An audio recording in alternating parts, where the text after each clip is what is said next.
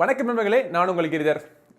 ரெட்மியினுடைய இரண்டு mobile phone Redmi K20 Pro மற்றும் Redmi K20 இரண்டு மொபைல் ஃபோன் இந்தியாவில் சமீபத்தில் லான்ச் பண்ணியிருக்காங்க. ஸோ இவங்க லான்ச் பண்ண உடனே இதை பற்றின விவாதம் பயங்கரமாக சோஷியல் மீடியாவில் போயிட்டு இருக்கு. முக்கியமான ஒரு விஷயம் என்னன்னா, இந்த மொபைல் ஃபோன் எல்லாமே காஸ்ட்லியாக இருக்கு அப்படின்னு சொல்லிட்டு ஓவர் ப்ரைஸ்டாக இருக்கு அப்படின்னு சொல்லிட்டு பல பேர் சொல்லி கருத்துக்கள் அவங்க வெளியிட்டிருக்காங்க. ஸோ இன்னைக்கு இந்த பதிவில் அந்த கருத்தெல்லாம் சரியா, என்னுடைய சொந்த கருத்து என்ன அப்படிங்கிறதையும் இந்த பதிவில் நான் பதிவு பண்ணிக்கிறேன். ஆரம்பமா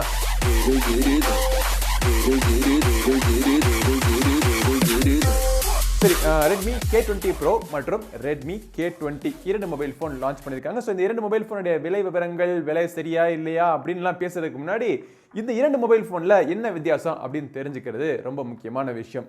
இரண்டு மொபைல் ஃபோனுமே கிட்டத்தட்ட ஒரே மாதிரி தான். டிசைன் பார்க்கறதுக்கு அச்சு அசல் ஒன்று தான், சேம் தான். நீங்கள் எந்த விதமான மாறுதல்கள் நீங்கள் கண்ணால் பார்த்தீங்கன்னா, கையில் ரெண்டு மொபைல் ஃபோன் எடுத்து பக்கத்தில் வச்சு பார்த்தோம் அப்படின்னா எந்த வித்தியாசமும் உங்களுக்கு தெரியாது.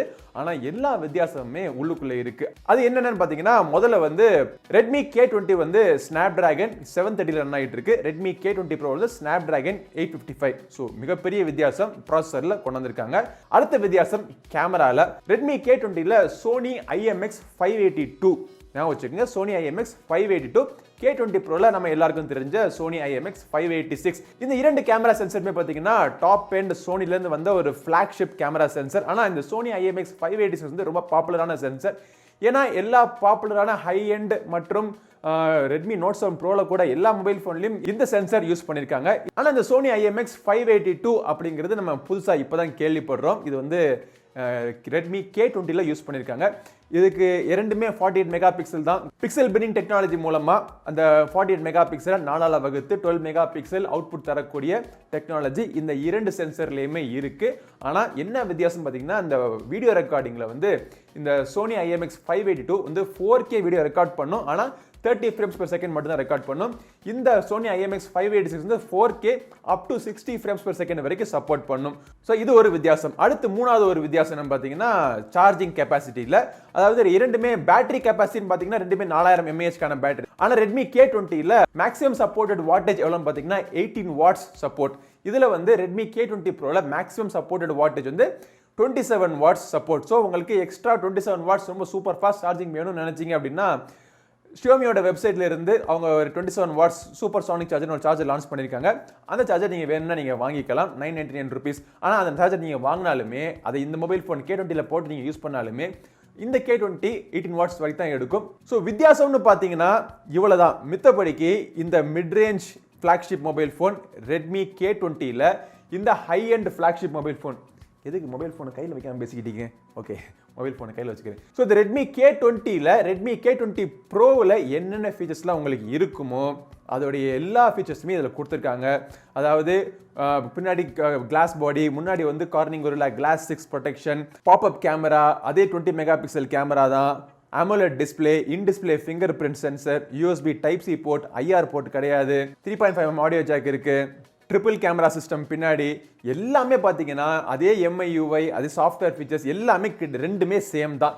இதுக்கு முன்னாடி சொன்ன அந்த மூணு பெரிய டிஃப்ரென்ஸ் தவிர மித்தபடிக்கு எந்த டிஃப்ரென்ஸும் கிடையாது. சரி, அடுத்தபடியா பிரைசிங்.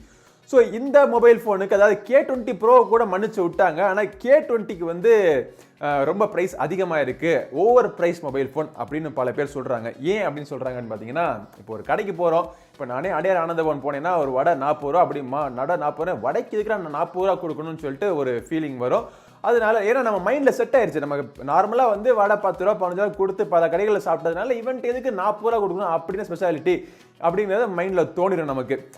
இதே மென்டாலிட்டி தான் மக்களுக்கும். அதாவது ரெட்மி மொபைல் ஃபோன்ஸ்னாலே சீப்பாக இருக்கணும் அப்படின்னு சொல்லிட்டு அவங்க முடிவு பண்ணிட்டாங்க, மைண்டில் செட் ஆயிடுச்சு. அதுக்கு முக்கியமான காரணம்னு பார்த்தீங்கன்னா, அந்த போக்கோ F1 போன வருஷம் வந்து அந்த ஸ்னாப்டிராகன் 845 ப்ராசரில் மித்த மொபைல் ஃபோன்லாம் 40,000 50,000 60,000 70,000 வித்துக்கிட்டு இருந்த நேரத்தில் 25,000க்கு மொபைல் ஃபோன் நம்ம லான்ச் பண்ணி 50 பேரையும் திணற வச்சுட்டாங்க. ஸோ அந்த ஒரு எதிர்பார்ப்பு இந்த ரெட்மி K20 சீரீஸ்க்கு இருந்துச்சு.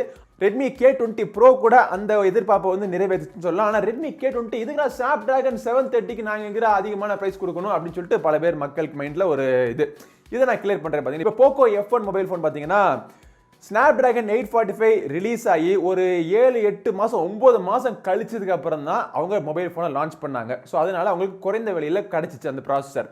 ஆனா இந்த Snapdragon 730 வந்து இப்போதான் புதுசாக ரிலீஸ் பண்ண ஒரு ப்ராடக்ட். அதே மாதிரி இந்த Realme Xல பார்த்தீங்கன்னா Snapdragon 710 யூஸ் பண்ணியிருக்காங்க. அது வந்து கிட்டத்தட்ட 1.5 வருஷத்துக்கு பழைய ப்ராசஸர், அதுக்கு மேலே பழைய ப்ராசஸர்.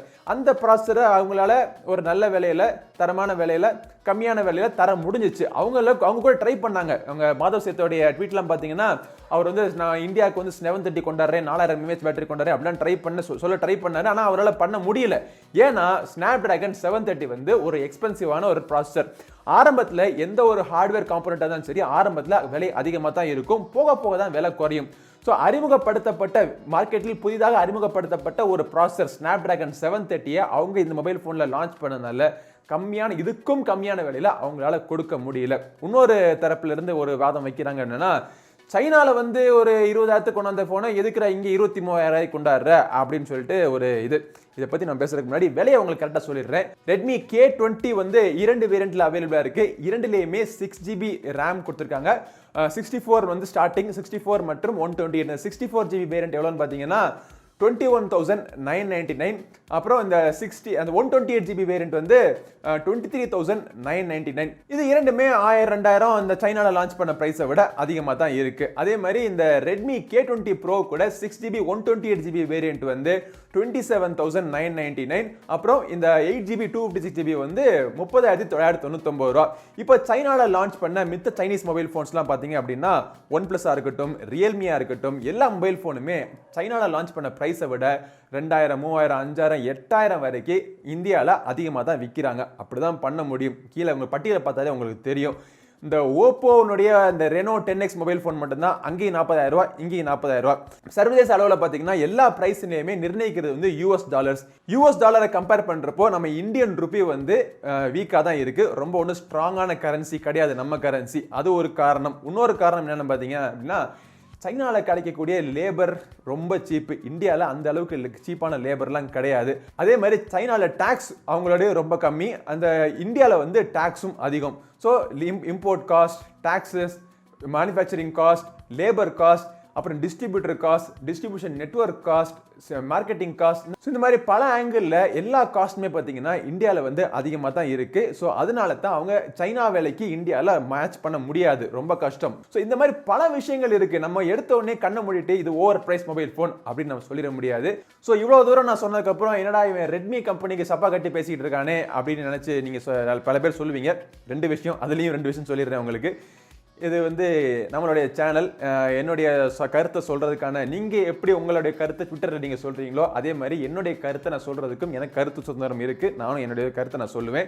அதே மாதிரி இது ரெட்மிக்கு மட்டும் இல்லை, ரியல்மிக்கு பொருந்தும், OnePlusக்கு பொருந்தும், ஒப்போவுக்கு பொருந்தும், விவோக்கு பொருந்தும். சைனால ஏன் வெளிநாட்டு எந்த கண்ட்ரியிலிருந்து நீங்க மொபைல் போனை இந்தியாவுக்கு வந்து வித்தாலும் இதுதான் நிலவரம். இதுதான் உண்மையான நிலவரம்.